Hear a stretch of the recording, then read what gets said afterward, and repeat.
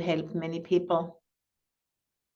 And I hope that's gonna happen with my own project as well, one day. So, I have been reading, there's a little paper every teacher gets about, what a description of your sangha, and that there is people, who have been practicing for 40 years, and some are very new to the practice, and to just come up, with something which is relevant for anyone, no matter, how long they're practicing. And I'm pretty much used to that anyway, but it's just, good to be informed. So I make the right choice. And, what I'm teaching mostly these days is about helping, Homo sapiens to experience the fact that the bodies they are having, received over deep time are completely and utterly dependent on the planet for their emergence and continued existence. And when they die, they go back into it again. And I think, that understanding is very crucial at this point for us, to integrate, because, it's a new way of thinking about who we are, which needs to enter mainstream cultural narrative if we want to find ways, and solutions for the many, many problems which are collecting up in a so-called polycrisis now, because we live in ways which are like not really compatible with the way things truly are. So it's a way of practicing, which is, on the one hand, it helps us to understand more deeply who we are, and from that understanding we can find solutions, for the many issues we are facing at this time. And at the other hand, also it's a teaching about emptiness, or the fact that the self, what we understand to be us or me, isn't really a solid entity, but it's a bundle of thoughts, and it's a bundle of elements, and it can be unbundled, if one knows how to do that. And on the way, to that complete disbanding, there is a lot which can be done, to benefit others and to benefit the modern human world. And through those, giving benefit to others, including ourselves too, we can create ever more beneficial circumstances for our own practice. So it goes hand in hand, the benefiting others and benefiting oneself, and having really deep insight into the way things are. That's just like a process which is like totally interconnected. And so that's my kind of introduction. And then I also wanna, share a little bit of a, what's the word here, like guidance, on settling in and really arriving here in the meeting even more. The introductions have already helped, to settle in, but we can also, really pay attention to our bodies now, and, where they are sitting.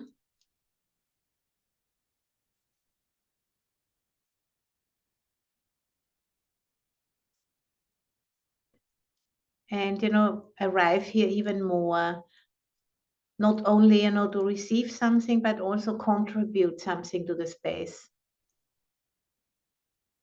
In terms of really, listening with your full self. and at the same time also sensing your body.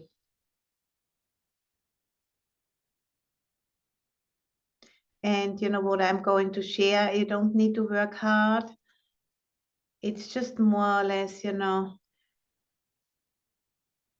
opening to what is being said. And then later on, as we are going in the guided meditation,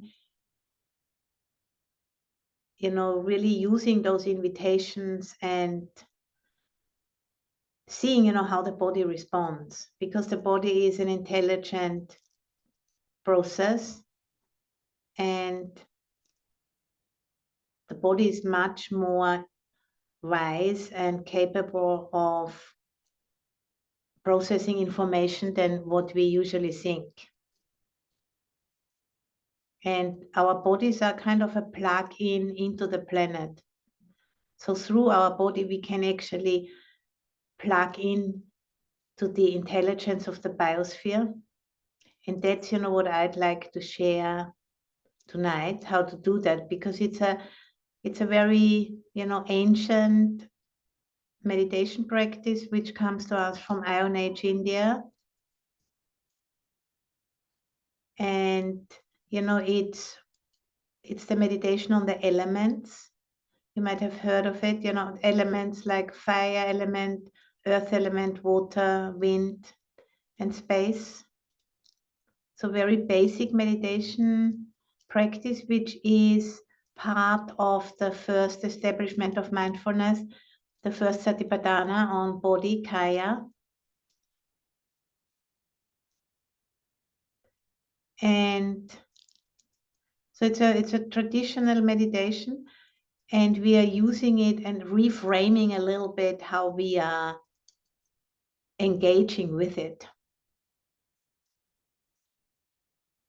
And the first, you know, the first frame is to really understand that the body is like a riding animal for consciousness, which is borrowed from the biosphere for the time, you know, of our lives. And, you know, first the body starts to, you know, build up in the womb of our mothers, and then it comes out, you know, the body of the mother splits into two bodies, and one comes out, and that's us then. And we grow up and we eat and we drink, we breathe, go to the bathroom, take a bath, cry, sweat. And in many, many ways, we interact with the biosphere. And then, you know, when the body is, you know, has lost its life energy, it dies, we call it dying, and then it goes back into the planet again and composts into the soil, and something else comes out of it. So to pay attention to that, and in that way, you know, start to understand that we are participants of the planet. We are not just like, you know, little figures walking around on the planet like on a stage, but we are part of it. We are it, actually. There is no real boundary. The skin is just like looks like a boundary, but the skin is also permeable. And we can ask the elements, you know, for help. Now in this time where there's so much confusion and not knowing, you know, how to respond, we can actually tune into the biointelligence, which is operating almost for 5 billion years on this planet, you know, which has started to shape maybe like about 4.5 billion years ago. And that intelligence, you know, which is immanent in the planet and in all forms which emerge out of it, the trees and the animals and human beings and the oceans and the rivers and the mountains and all of the different formations, they have intelligence, which is a different form of intelligence than the ones we are operating from most of the time. And we can ask that intelligence for information if we know how to do that, if we know how to open ourselves. And The Buddha is often depicted with having his right hand touching the earth. That's called the earth touching mudra, and is on record, for having touched the earth in the night of his awakening and asked the earth to be his witness, that he is ready for full awakening, that he has done the work. So the earth, has a function in the Buddha's awakening. And because the Buddha also had an earth body, just like us. He was a human being, just like us. So, he obviously knew how important the earth was to him, because she provided the riding animal for consciousness. So consciousness could, be purified through practice more and more and more, and open up more and more until, all of the separation was let go of through insight.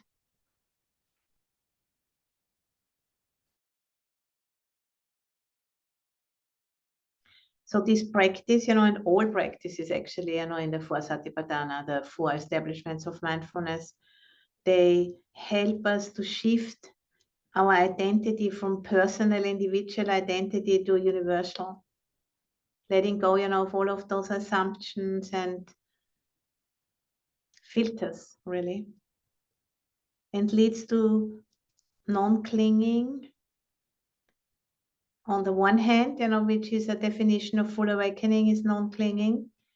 And also it can be very enriching, the wonder of belonging to this process, which has been,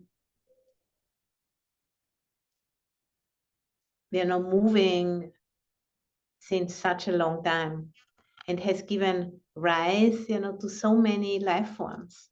Some have already, gone extinct, and new ones are coming up all the time. And the practice is, giving us a guidance on how we can personally experience our deep embeddedness through using this guided meditation on the elements. And I'm gonna apply them in the form of body scans, which is very, very simple practice. Just need to, listen to what is being said, and then the body and mind, they will respond to the guidance. So just if you allow your mind to be mindful of what is being said, the body will respond. And you will be able to sense what is being said. And then maybe the mind sometimes, wanders off into thinking about something. If you're aware of that, you just bring it back. And so it's a prescriptive form of working with this, not descriptive. The Buddha doesn't tell us, what earth element is or what water element is, but the Buddha gives us guidance on how directly experience it for ourselves. And that's what I'm gonna do now. And we can just start by allowing the breath to take us into the body.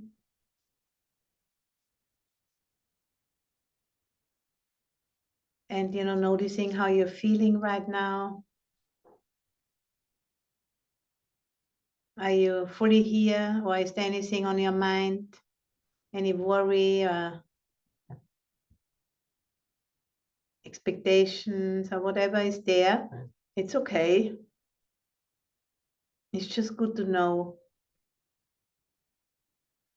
Because meditation isn't about having a different experience than from the experience you're having, but just knowing it and being okay with that.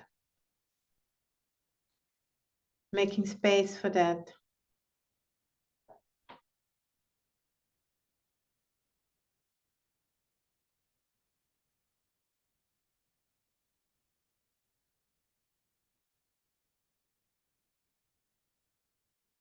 And then, sensing the weight of the body on the cushion on the chair.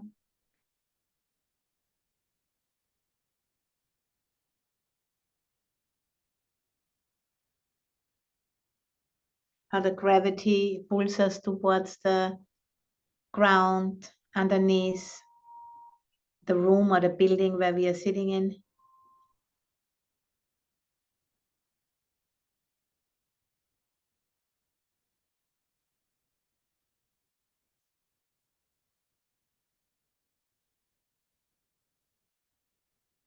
And then, we're going to start with earth element, which is having the quality of hardness as opposed to softness and also structure. And we can sense that in the bones and in the teeth. The teeth are the tips of the bones.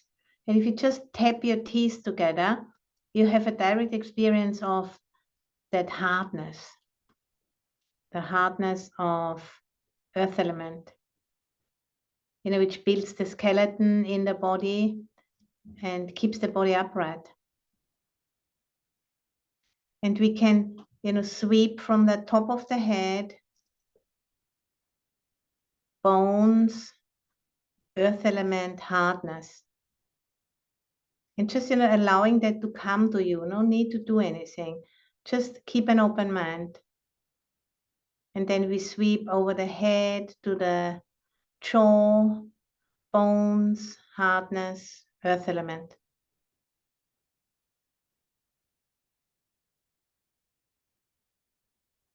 And, if you feel not much or you feel numb, that's okay. Then just know that.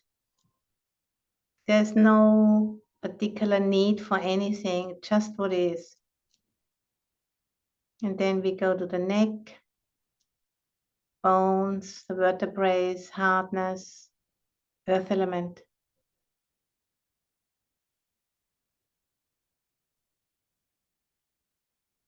And then from the neck, we go to one shoulder, bones, hardness, earth element.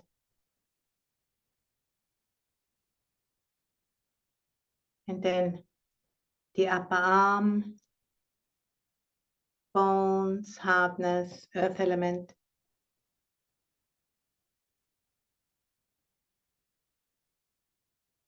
The lower arm, bones, hardness, earth element.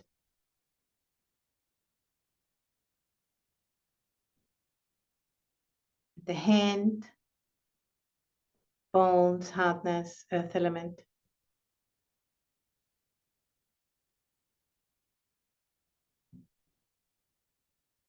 And then the other shoulder, bones, hardness, earth element.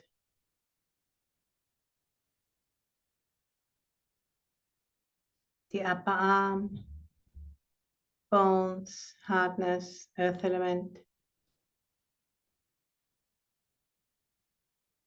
The lower arm, bones, hardness, earth element. And the hand, bones, hardness, earth element.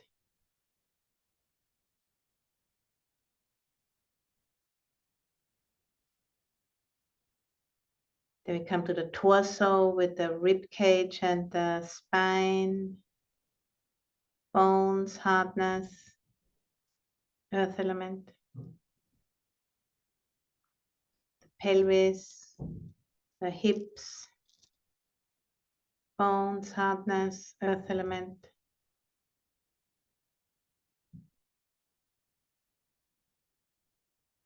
Then the upper legs, both of them, bones, hardness, earth element.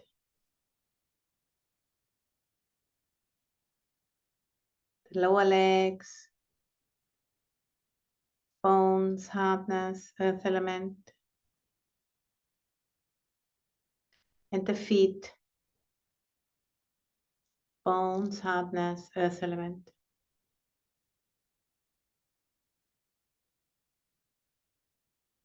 This whole body is permeated by earth element.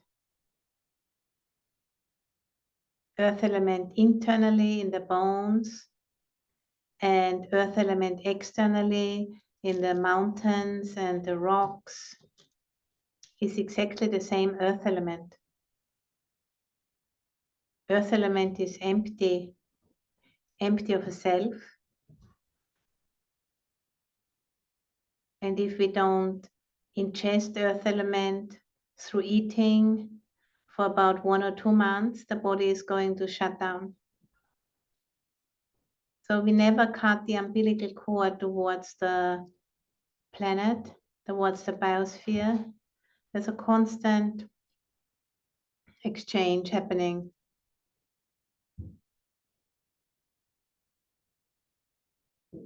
Eating, going to the bathroom, it goes into the soil, and then new food comes out of the soil. It's going to be eaten again. It's a constant cycle.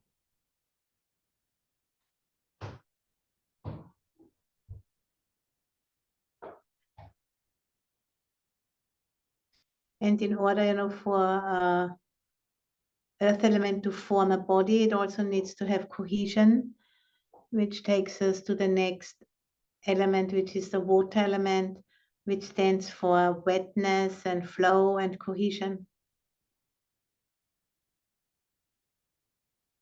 And we can sense the water element in the flesh, the soft flesh, which is permeated by liquids such as blood and lymph and other liquids.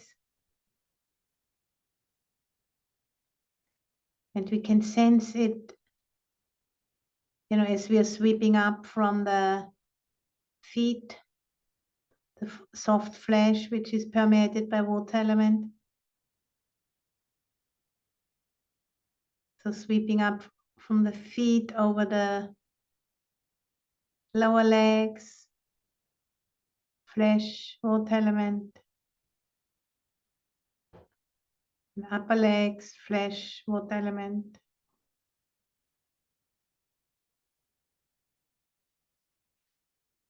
And the pelvis, the hips.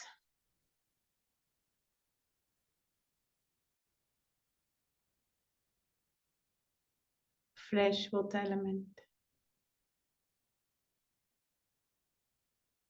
The torso with all of the organs inside. Flesh, water element.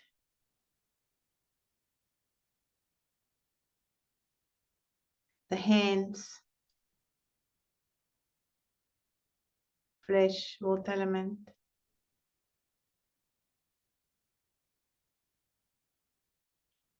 The lower arms.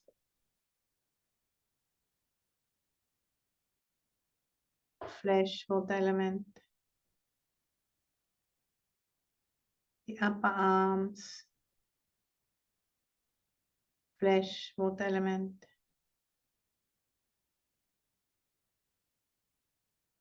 Shoulders.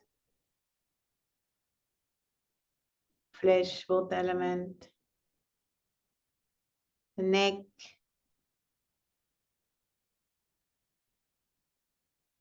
Flesh, water element. The head. Flesh, water element. The water element in the mouth and in the eyes. This whole body is permeated by water element. Water element internally and water element externally in the rivers and the lakes, oceans and the rains is exactly the same water element. Water element is empty, empty of a self. And this whole body consists of about 75% water element. And if we don't drink for a few days, like 5, 6, 7 days, the body is going to shut down. So we're always in exchange with the biosphere for water element as well.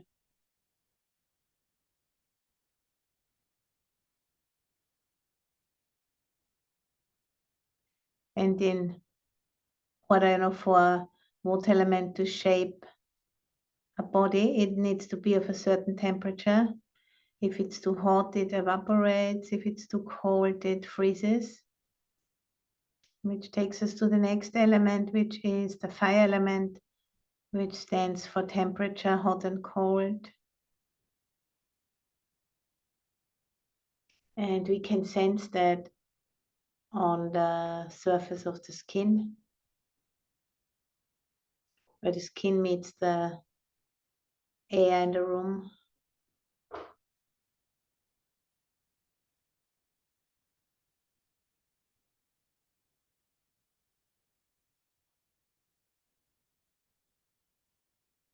Again, sweeping from the top of the head over the face, skin, fire element.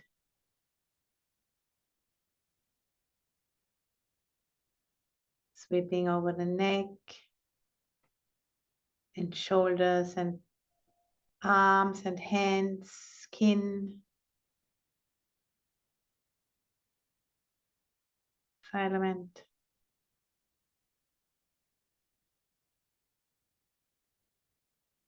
And the torso. Maybe you can feel the warmth underneath your arms, skin, fire element.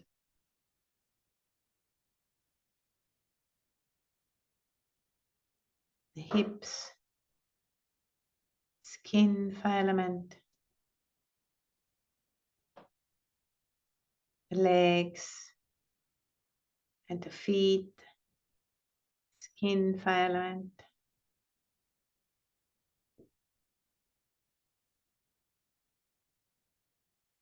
This whole body is permeated by fire element. Fire element internally and fire element externally, coming to us from the sun or from the center of the planet, is exactly the same fire element. Fire element is empty, empty of a self. And these your Homo sapien bodies, they can only live in a certain temperature range. If it's too hot and cold, that doesn't really work. We can extend that range with clothing and heating and housing, but it's limited.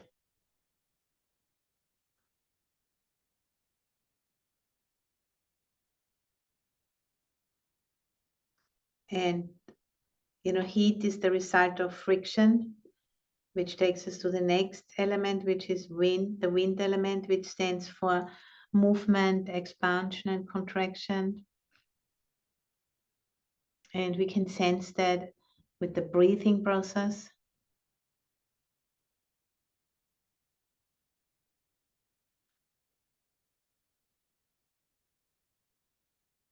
Breathing in oxygen, which is produced by the plants, and breathing out CO2, which is taken in by the plants to build their bodies, and they excrete oxygen, which then we breathe in again, and many other animals.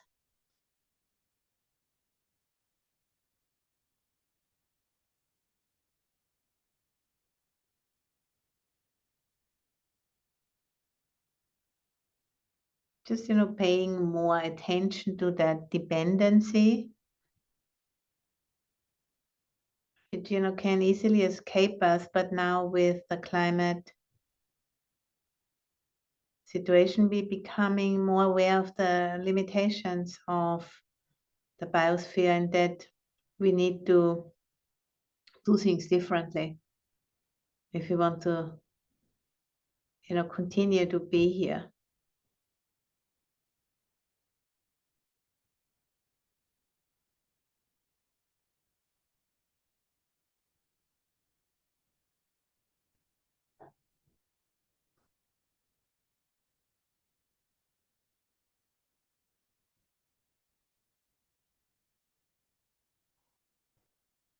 And on the other hand, really trusting the process we are in, but paying attention to it.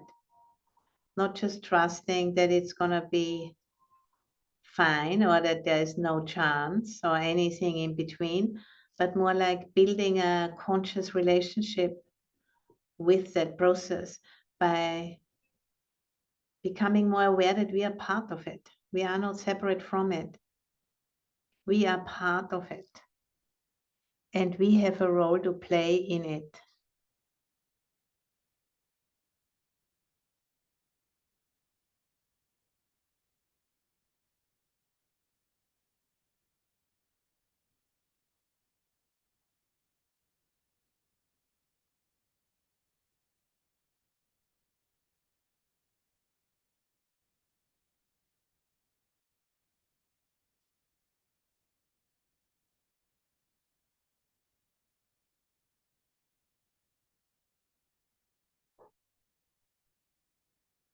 So if we stop breathing for like 5, even 3 to 7 minutes, I think the most trained, deep sea diver or specialist, they can, I think, hold their breath for about 7 minutes, which is amazing. For us, mostly it's like 3 minutes.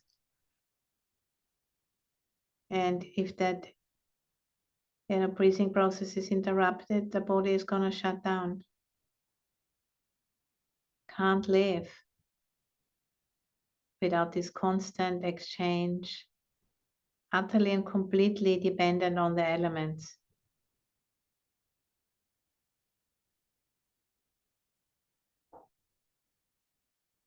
And now it looks like, we are on this evolutionary threshold as a species that this becomes more mainstream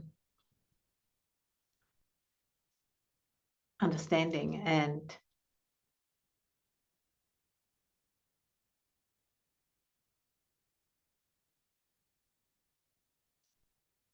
because of that, we can become a different narrative, different cultural narrative from which we can reframe everything. Because we can't really solve the problems from the same narrative which created them. And this meditation practice has a role to play in filling out a different narrative by personal experience.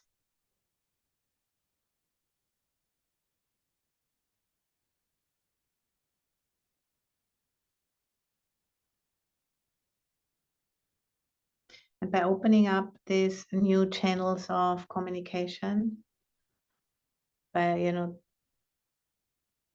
opening up to the data flow, which hasn't been paid attention to for a very long time, because there was not the need for it, but now the pressure is on, and our capacity for perception needs to expand into areas which are new to us. Or, some of us might have been, some of the indigenous peoples have these different ways of perception of what it means, to live with other species.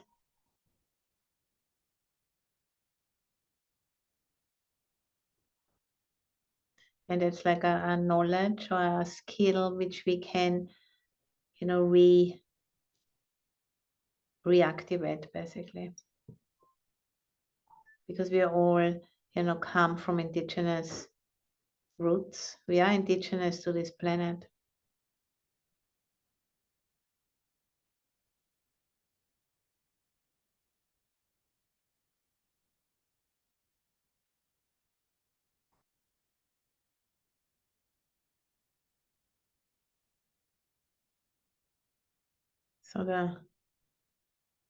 So we did the first 4 elements: earth, water, fire, and wind. And then we can also become aware of space, which is, we are sitting in space, and there's also space in the body.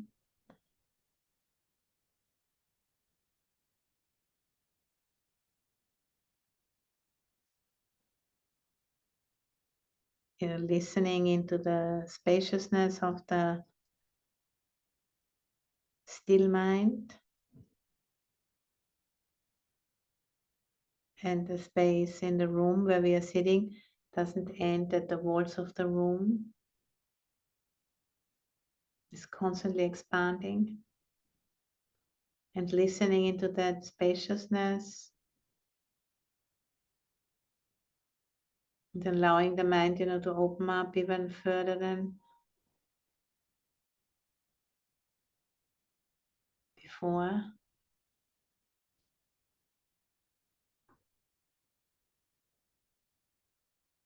And noticing, the subtle, pleasant feeling of the mind which doesn't cling to anything.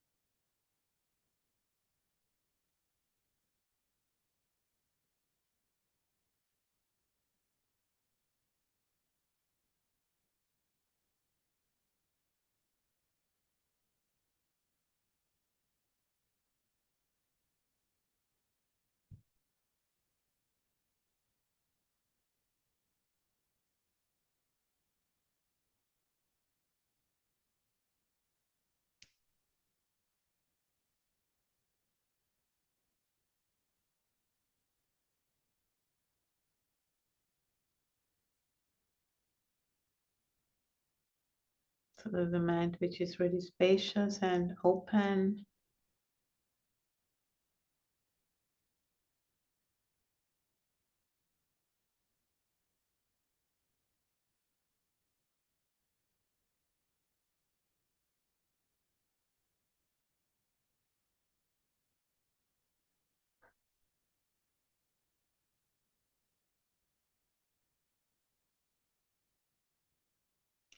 So having the spaciousness and the silence, having that as an object for meditation right now, so that the mind can stay with that very subtle object, but nevertheless it is an object.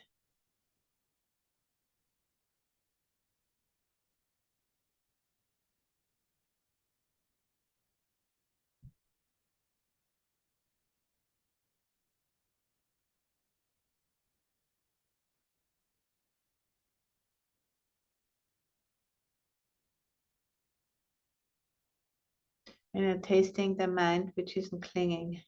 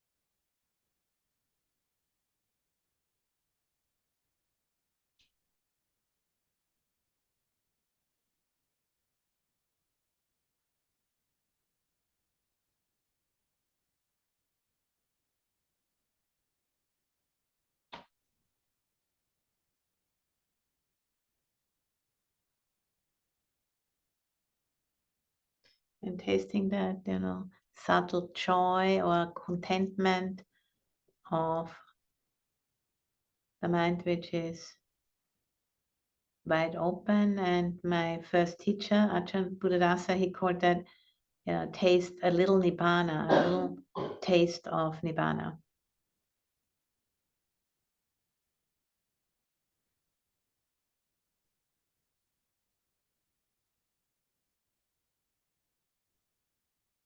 So like a temporary liberation of the mind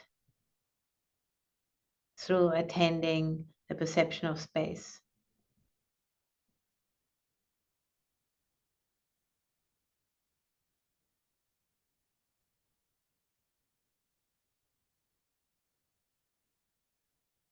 And maybe you can, sense that vibrancy, the humming of the aliveness of space.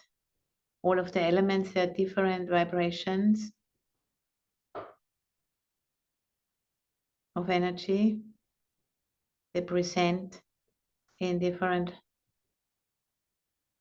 vibrations. But nevertheless, we can sense that hum of aliveness.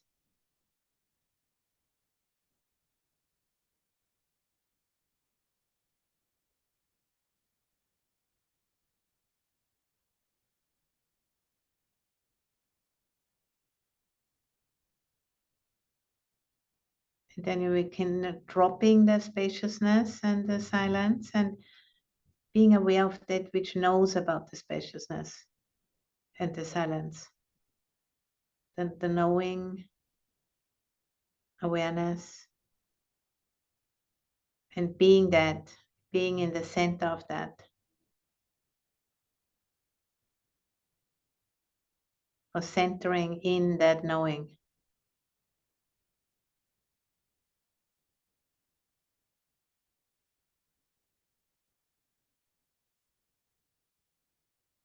Like, being the sky and allowing the clouds and whatever move through to just move through. No need to pin it down or do anything with it.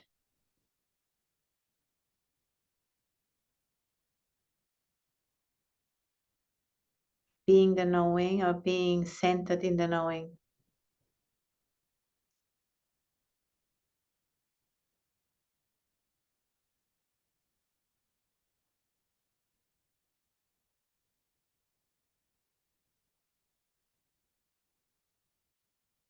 And that's, also in the teaching that it's the refuge in Buddha, the being awake in the knowing, not being identified with what is known, but awakening to knowing.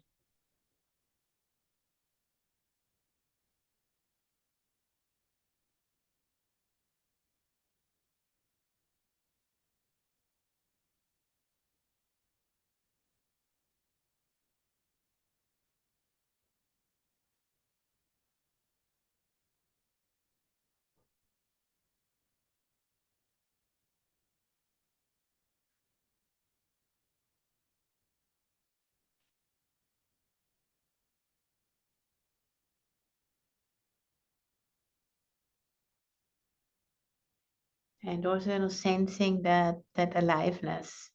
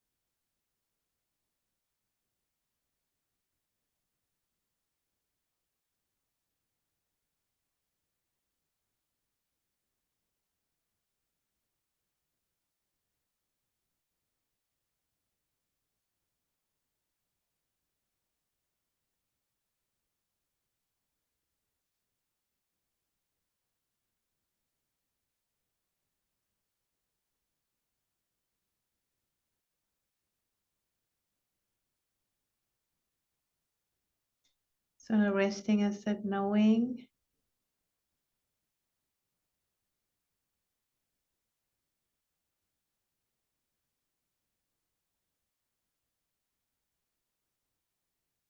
Like the wide open sky.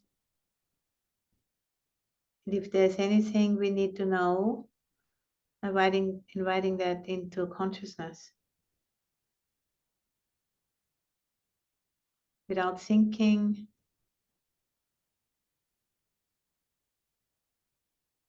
just allowing that to drop in.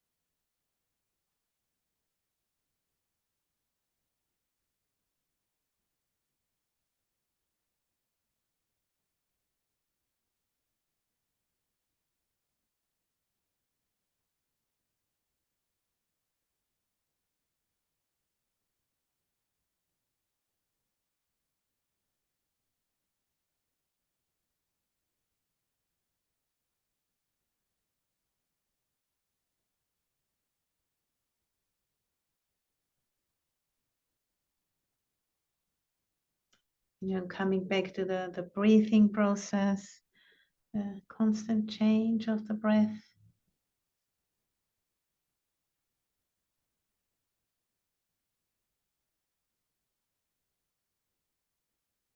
Coming back into the body.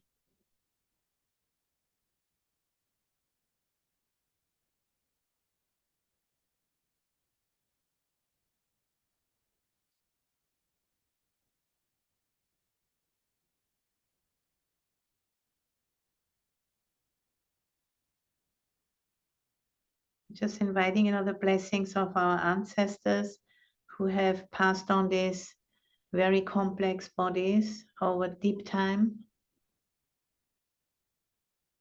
They're like biocomputers which have so much more intelligence than what we are currently aware of.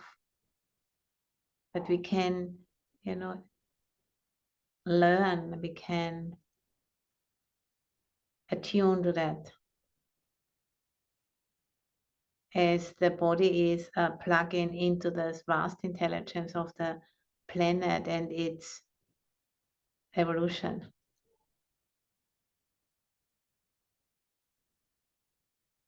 And it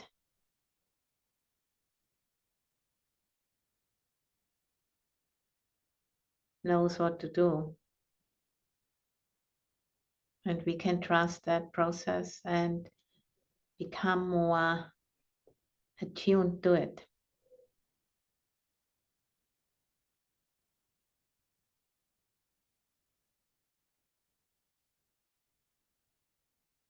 Because we are not separate from it.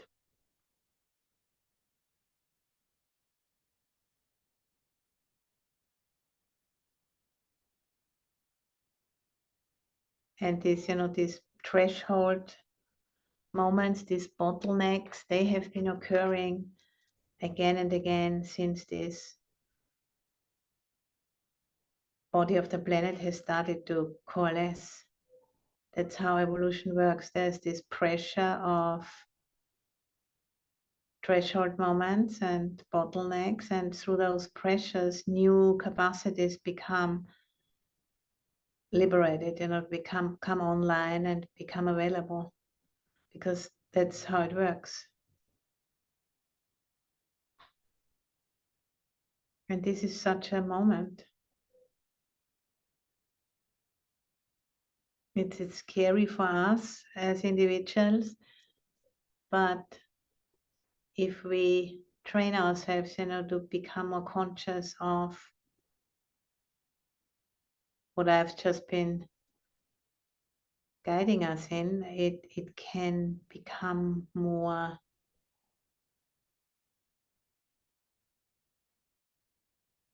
doable, because it has to be.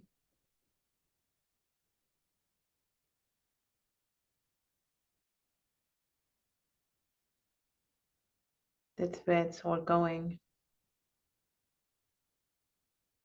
That recognition that we are not separate, that we need to do things different because of that. We can't just like go all off to Mars or somewhere. That's really not an option. We need to make it here. That's part of the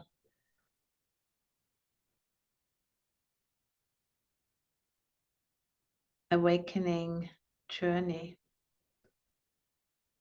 And that's why the Buddha has been touching the earth, because we can't make the journey without the body. The body needs to come along for the ride, because it offers the ride.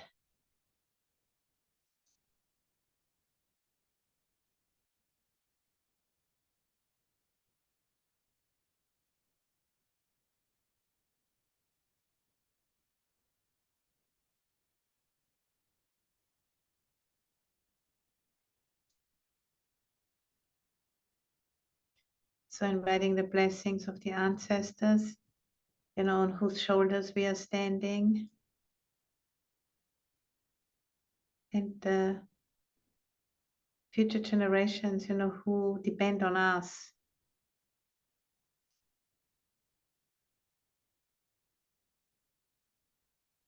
That they have a place to land. Literally land here.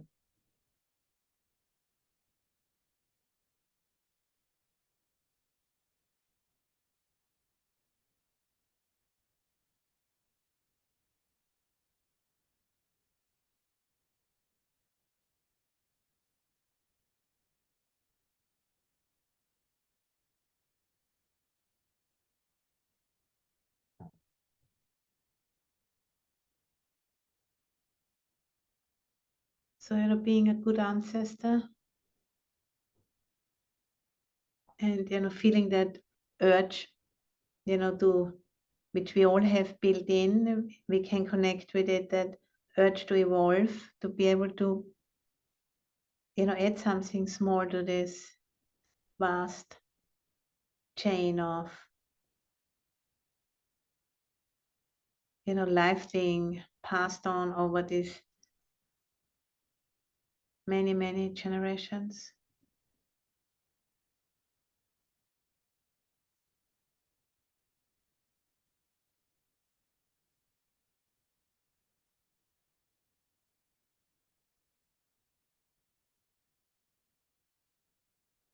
And having that sense of purpose which comes from that recognition, which can again, give us energy to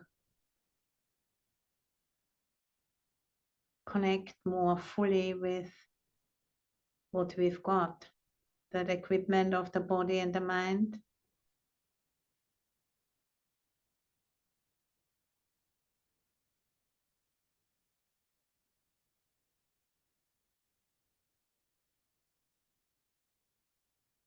And the responsibility which comes with that, the ability to respond.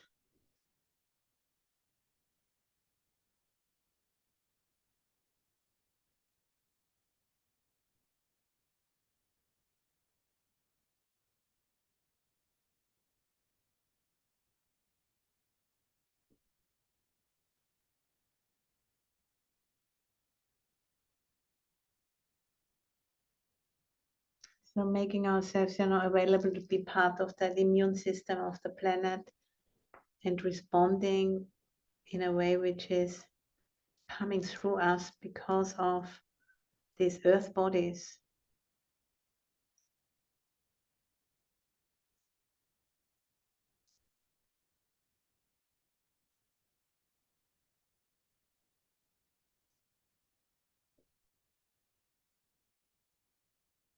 And it might all be, confusing if you have never thought in along those lines, but It's okay to be confused.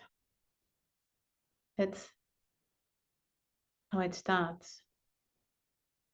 First we are confused, and then, there is a sense of there's something quite sounding, like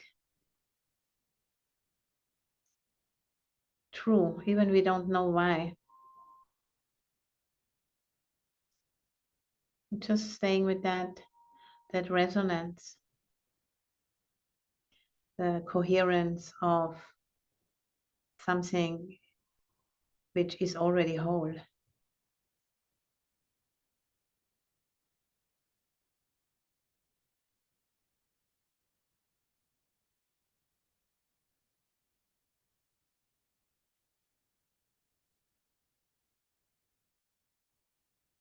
Which isn't, the intellect can't really do anything with that, but the heart knows.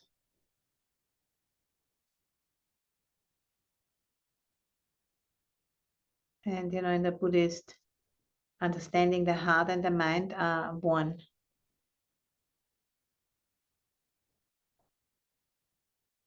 The chitta.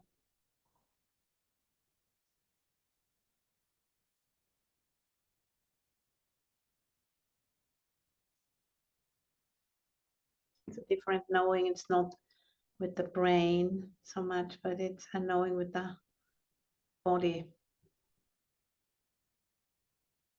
The chitta is here in the heart area.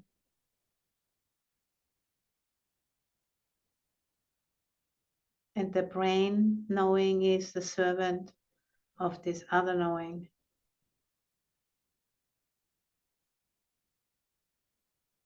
which is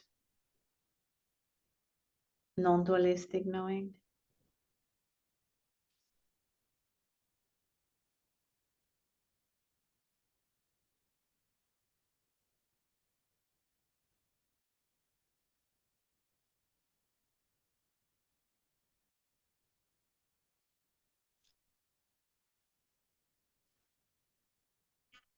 So in a few minutes, I'm going to ring the bell.